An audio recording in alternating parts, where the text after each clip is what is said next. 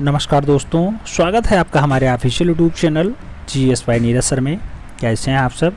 मैं उम्मीद करता हूं स्वस्थ होंगे, मस्त होंगे, अपनी तैयारी में व्यस्त होंगे। बड़ा आज की जो क्लास है ये क्लास नंबर 34 है और 34 नंबर क्लास में हम लोग क्या पढ़ेंगे? असित कुमार हल्दर को पढ़ेंगे। आप जानते हैं अवनी बाबू के बहुत अच्छे चेलों में से एक हैं। असित कुमार हल्दर वही जिनका जन्म जो है जोड़ा साँको बंगाल में होता है। और साथ में एक चेला और देखेंगे, छितेंद्रनाथ मजूमदार। ये भी असित कुमार हल्दर नहीं, अवनी बाबू के चेले होते हैं। असित कुमार के हल्दर जो है छितेंद्रनाथ मजूमदार गुरभाई होते हैं। तो इन्हें भी हम लोग देखने का प्रयास करेंगे। इन दोनों कलाकारों को एक साथ देखते हैं। आइए स्टार्ट करते हैं क्लास नंबर 34।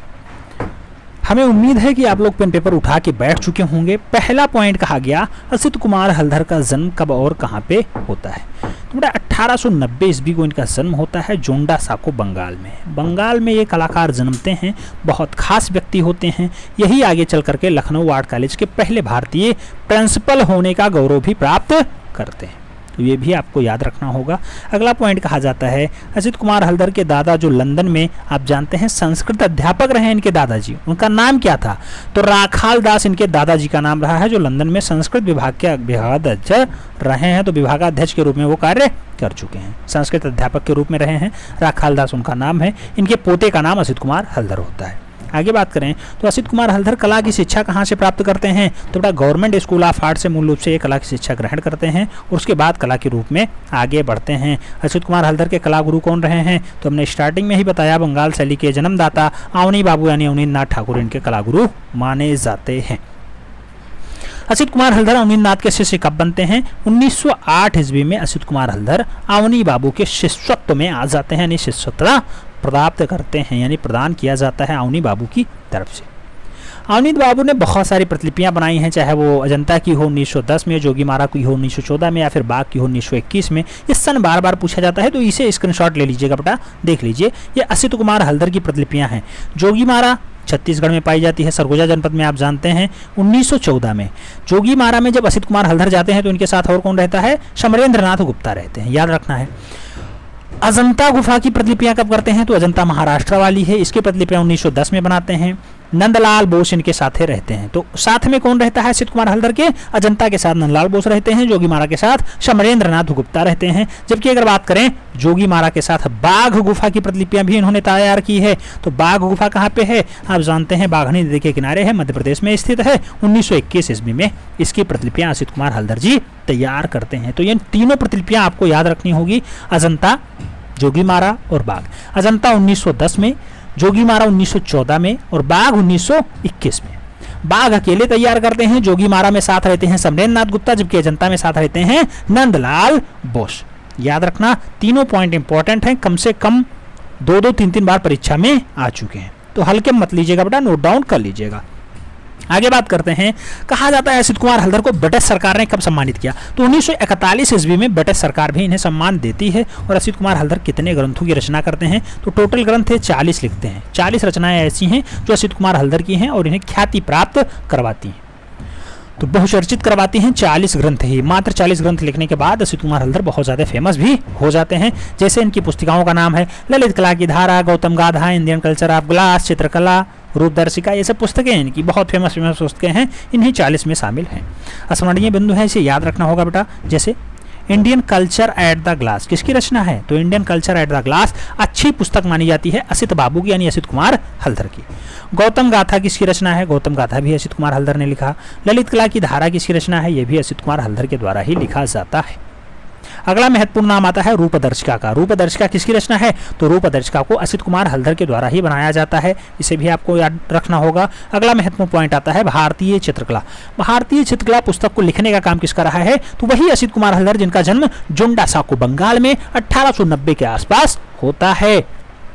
आगे बात करते हैं तो महत्वपूर्ण पॉइंट आएंगे, उसमें देखना पड़ेगा। जैसे असित कुमार हल्दर प्रारंभिक शैली कैसी रही है? तो असित कुमार हल्दर की जो प्रारंभिक शैली रही है वो भित्ति चित्रण शैली रही है, दीवारों पे चित्रण का काम बहुत अच्छे से करते रहे।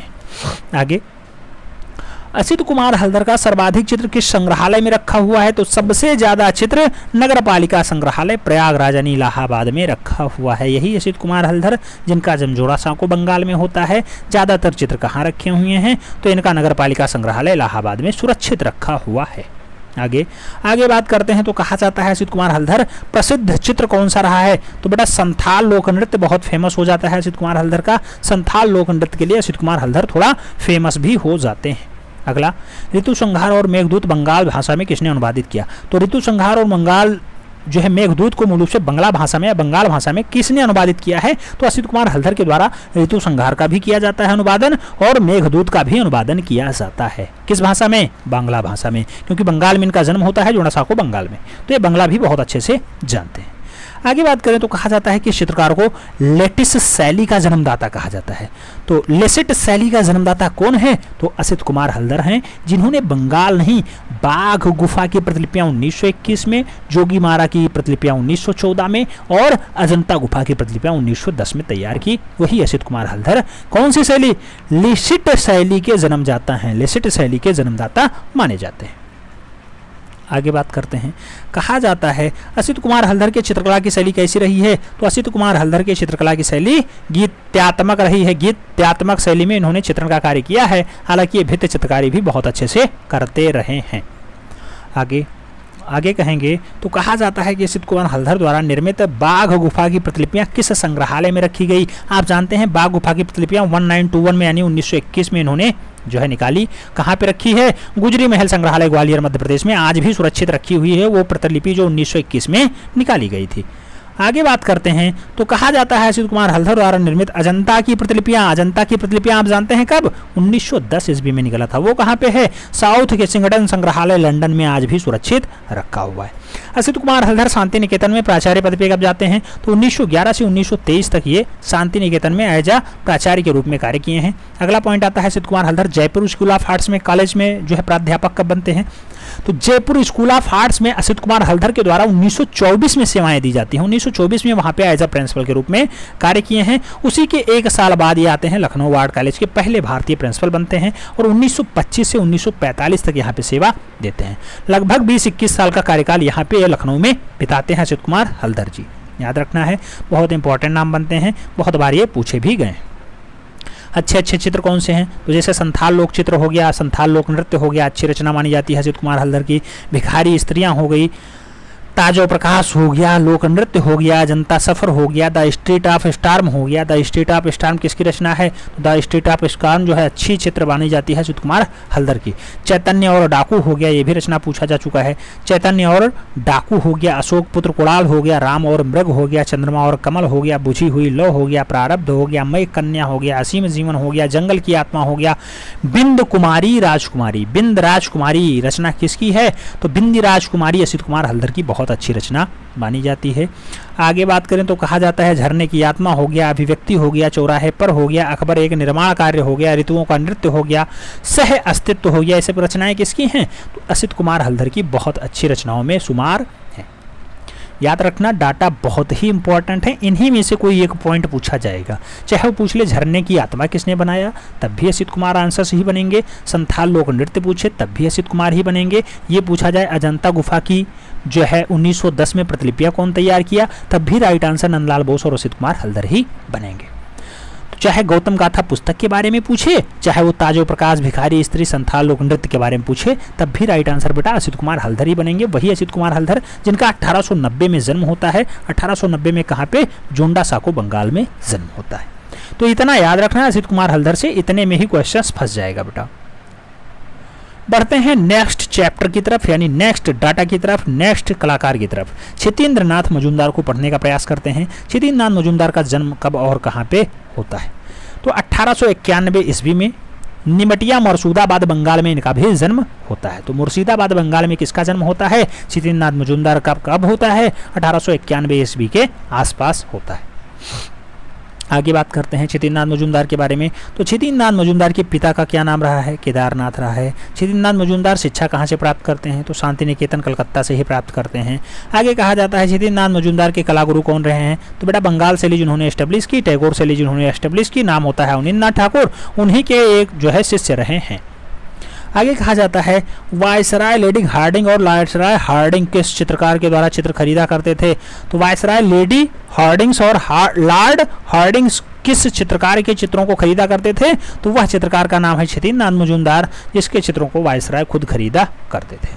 16 वर्ष की आयु में कौन चित्रकार ध्रुव नामक चित्र बनाता है? तो ध्रुव नामक चित्र बना करके थोड़ा फेमस हो जाते हैं क्षितिजनाथ मजूमदार। क्षितिजनाथ मजूमदार वही जिनका जन्म मुर्शिदाबाद बंगाल में होता है। क्वेश्चन से एक बार छप चुका है। क्षितिजनाथ 1942 ईस्वी में किस दृश्य कला विभाग की स्थापना करते हैं? तो 1942 में आते हैं उत्तर प्रदेश, और उत्तर प्रदेश के इलाहाबाद विश्वविद्यालय में दृश्य कला विभाग अलग विभाग ही एस्टेब्लिश कर देते हैं क्षितेंद्र बाबू। क्षितेंद्रनाथ मजूमदार कितने वर्ष की आयु में सेवानिवृत्त होते हैं? तो 62 साल ये अपनी सेवाएं देते हैं एज अ टीचर के रूप में। कहा जाता है बंगाल के किस कलाकार को भावों का सम्राट कहा जाता है? तो भावों का सम्राट भी होने का गौरव क्षितेंद्रनाथ मजूमदार को प्राप्त है। जबकि आप जानते हैं बंगाल के बहुत सारे कलाकार हैं, चाहे अवनी बाबू हों, चाहे गगन बाबू हों, चाहे रविंद्र बाबू हों, चाहे वो क्षितेंद्रनाथ मजूमदार हों, चाहे वो क्या हों असित कुमार हल्दर हों, बहुत सारे कलाकार ऐसे हैं। लेकिन भावों का सम्राट किसे कहा जाता है? वो भी बंगाल शैली का कलाकार, तो नाम आता है क्षितेंद्रनाथ मजूमदार का। आगे बात करते हैं। कहा जाता है क्षितेंद्रनाथ के चित्रों का माध्यम क्या था? क्षितेंद्रनाथ के चित्रों का माध्यम क्या रहा है? तो किस माध्यम में चित्रण करते थे? टेम्परा में भी कर देते थे और वास्प में भी कर देते थे। तो वास्प पद्धति और टेम्परा पद्धति इनकी बहुत फेमस पद्धति मानी जाती है। क्षितेंद्रनाथ के चित्रों का विषय क्या रहा है? तो वैष्णव संप्रदाय, राधा और कृष्ण से साथ साथ चैतन्य विषयों पे चित्रण का कार्य बहुत अच्छे से करते थे। तो क्षितेंद्रनाथ के चित्रों का विषय क्या रहा है? वैष्णव संप्रदाय रहा है, राधा कृष्ण रहा है, चैतन्य भी रहा है।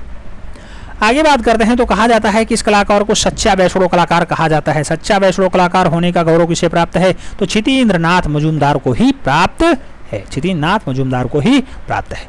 क्षितेंद्रनाथ मजूमदार का श्रेष्ठ चित्र कौन सा है? तो क्षितेंद्रनाथ मजूमदार का सबसे बढ़िया चित्र जो माना जाता है चैतन्य का ग्रह त्याग माना जाता है। चैतन्य क्या ग्रह त्याग क्षितेंद्रनाथ मजूमदार की बहुत अच्छी रचना है। जबकि आप जानते हैं लक्ष्मी, सरस्वती, मनसा देवी ये सब बहुत अच्छी अच्छी रचनाएं, मीराबाई ये सब रचनाएं किसकी हैं? क्षितेंद्रनाथ मजूमदार की ही हैं। लेकिन चैतन्य का ग्रह त्याग सर्वश्रेष्ठ चित्रण माना जाता है। आगे बात करें तो कहा जाता है क्षितेंद्रनाथ की इस पुस्तक को आधार मान करके चित्र श्रृंखला बनाया करते थे। तो गीत गोविंद को आधार मान करके चित्रों का कार्य किया करते थे। आगे मजूमदार कलकत्ता में चित्रों की प्रदर्शनी कब लगाए थे? तो मजूमदार कलकत्ता में चित्रों की प्रदर्शनी 1963 ईस्वी में लगाते हैं, 1963 में लगाते हैं। मजूमदार बनारस के चित्रों की प्रदर्शनी कब लगाते हैं? तो 1949 से 1964 ईस्वी तक ये बनारस में आए हैं, यहाँ पे भी चित्रों की प्रदर्शनी लगाए हैं। आगे बात करें तो कहा जाता है मजूमदार का चित्र गणेश को महाभारत देखते या फिर लिखते वेदव्यास, गणेश को महाभारत लिखते वेदव्यास के संग्रहालय में रक्षित हैं। तो भारत कला भवन, भारत कला भवन कहाँ पे है बेटा? भारत कला शब्द जुड़ा है तो ये जान लीजिए वाराणसी या फिर काशी में है। अगर भारत भवन पूछा जाता तो भोपाल आंसर्स बनता है।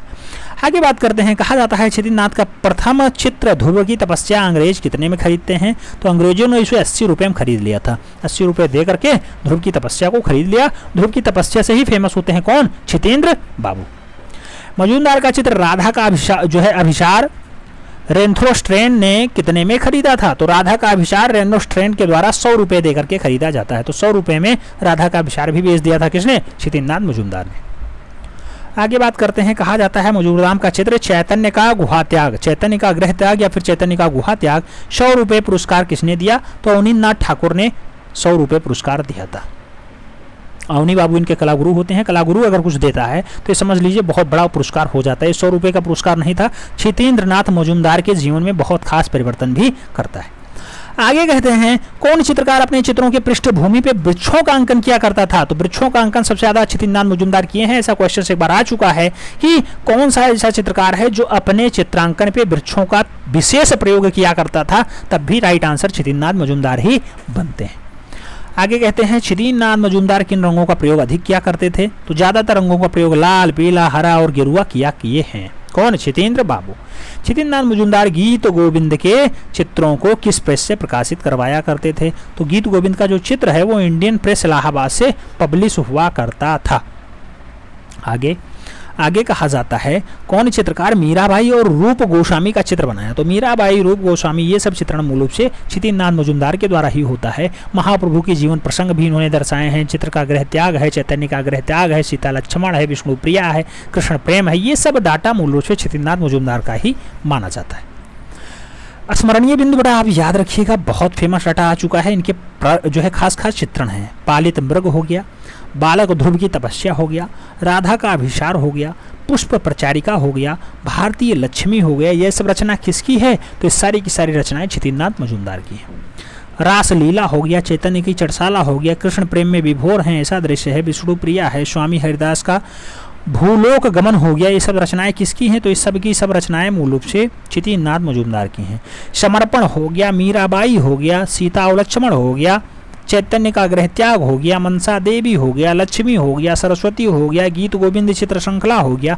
सब की सब रचनाएं किसकी हैं? तो सब की सब रचनाएं क्षितिज मजूमदार की हैं। साथ में महाप्रभु के जीवन प्रसंग हो गए, ये रचना किसकी है? तो ये भी क्षितिज मजूमदार की है। वही क्षितिज मजूमदार जिनका जन्म 1891 ईस्वी में मुर्शिदाबाद बंगाल में होता है। पिताजी केदारनाथ हैं, केदारनाथ इनके पिताजी का नाम है, ये याद रखना होगा। चैतन्य का गृह त्याग इनका सर्वश्रेष्ठ रचना होता है। इनके कलागुरु कौन होते हैं? अवनी बाबू होते हैं।